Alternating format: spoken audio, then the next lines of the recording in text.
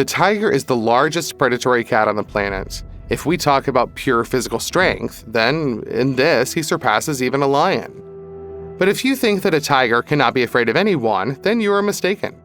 This tabby cat just calmly came to the watering hole. She doesn't touch anyone, she doesn't attack anyone, and at the same time, he feels confident. But the Indian elephant, who also came to drink, does not like her company.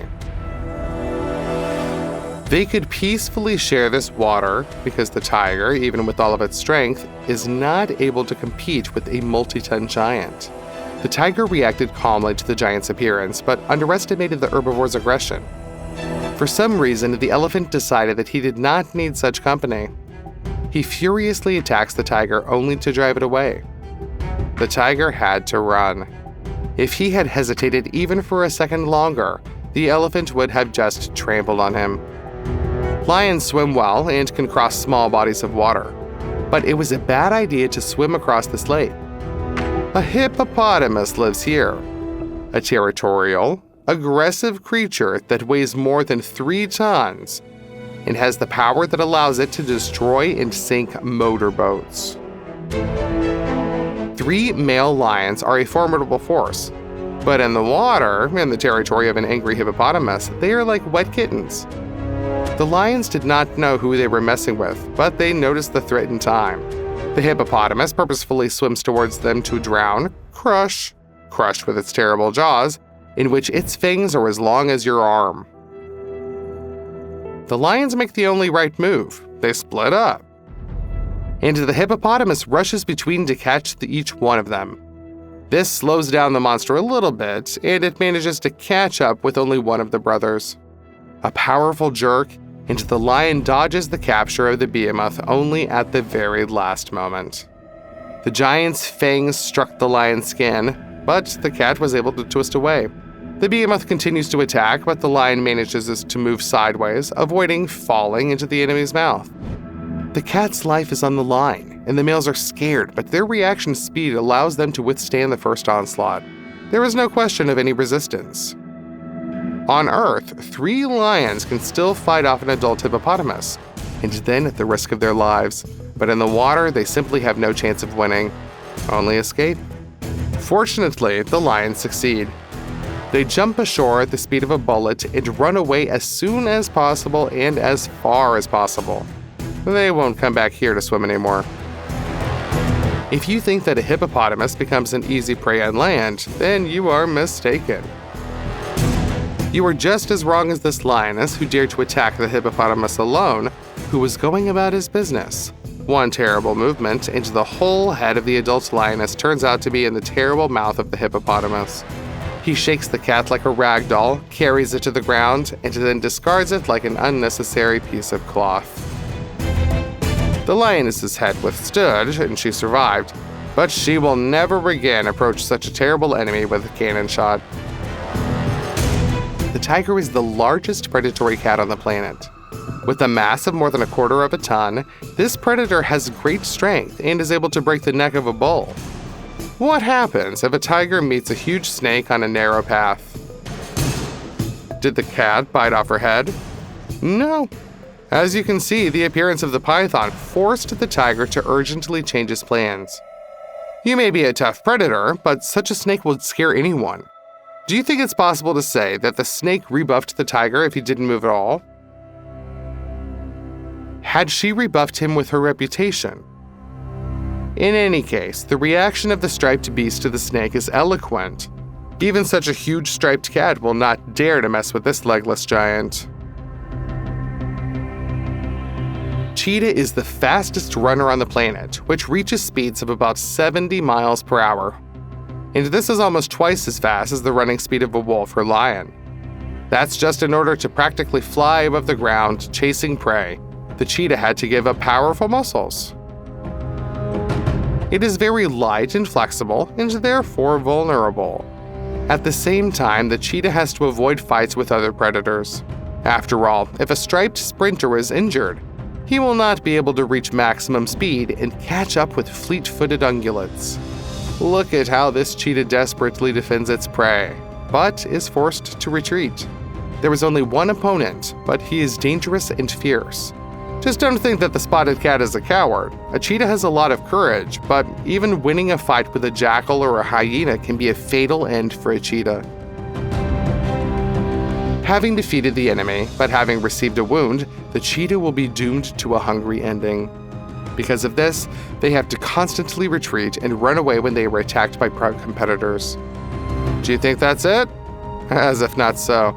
On top of everything else, cheetahs also do not feed on carrion. That is, if a competitor can take away his food, the cheetah will not pick up the leftovers, and he will have to hunt again.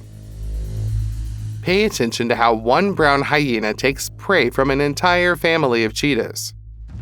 The hunters have not had time to catch their breath to the end, and they are already being attacked. It seems that the cheetahs were deliberately hunted down. The hyena noticed in advance how the cheetahs were entering its territory, but if she would have ignored another big cat, then this hunter was allowed to catch prey at home. As you understand, the reason for this behavior is not nobility. It's just that the hyena knew that they could easily take away the cheetah's legitimate lunch. A leopard or a lion would have to be thought, but the cheetahs are retreating. They did not know on whose land they were doing business. Here, the hyena clan took away the lunch they had just caught from several cheetahs. Hyenas do not have a numerical advantage. There are also several cheetahs, but they don't want to fight pack on pack and retreat. And the cheetah cannot drag its prey up a tree because, for the sake of better grip with the ground, its claws almost do not retract and therefore are not as sharp as those of a leopard.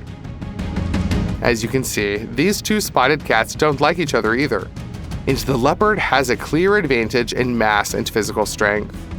But out of 10 attempts, less than half end in the success of the predator, because its prey, albeit less fast, has incredible maneuverability and is able to change the direction of running by almost 90 degrees or even steeper while running. It seems that this predator did not know how maneuverable its target was.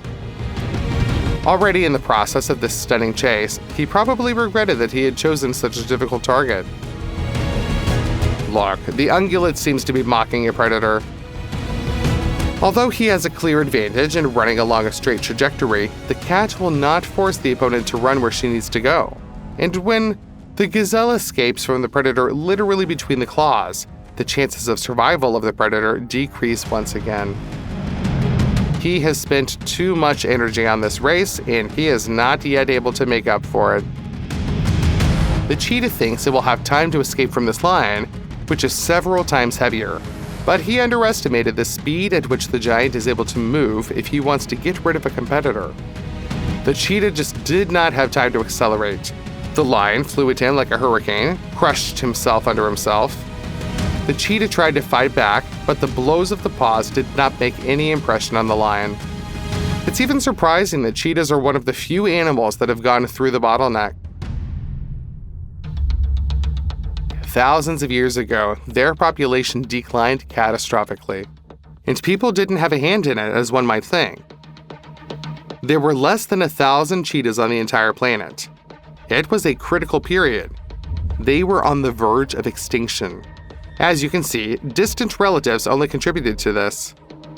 The lion brutally grabs the cheetah's head and makes a powerful jerk. The cervical vertebrae couldn't stand it. This pattern was repeated in Africa and Asia, where lions also once lived, long before the construction of the Egyptian pyramids. And that's why there were so few cheetahs. But by some miracle, they got out of trouble, their number increased. But at the same time, all the cheetahs are relatives. They don't even have differences in blood types. Of all the felines that are under threat, cheetahs are probably the most sympathetic. What do you think of this hunter? Share your opinion in the comments. This leopard is clearly dealing with a porcupine for the first time. Experienced predators avoid such prey like this. But the leopard thought that an overgrown hamster with long, strange hair was a great lunch. Wow, the leopard has yet to find out who he's messing with. Instead of trying to escape, the porcupine does what surprises the spotted cat and confuses it. It attacks. But not in the usual way, without the help of jaws or paws. Instead, the porcupine quickly backs away straight towards the predator. Such a strange tactic surprised the leopard so much that he did not have time to use his legendary agility and jump back to avoid a collision. The blow of the porcupine's ass was the most unpleasant surprise for the panther in his life. Long hair turned out to be durable and tough games. The leopard tried to repel the attack, hit with its paw, but the enemy's needles got there too. The porcupine continues to struggle. He maneuvers, takes small steps from side to side. In this way, he simultaneously plunges the needles deeper into the flesh of the enemy and forces them to come out of their own skin. Contrary to popular myth, a porcupine cannot shoot needles, but it easily and painlessly loses them. But on the tip side, the tips of the needles are jagged, so they cling to the flesh of the enemy and get stuck there. Just look at how you end up with a tray with a 3 times smaller porcupine for this leopard. There are more than a dozen needles sticking out of its body, and the porcupine calmly goes about its business. The predator couldn't stand the pain and retreated.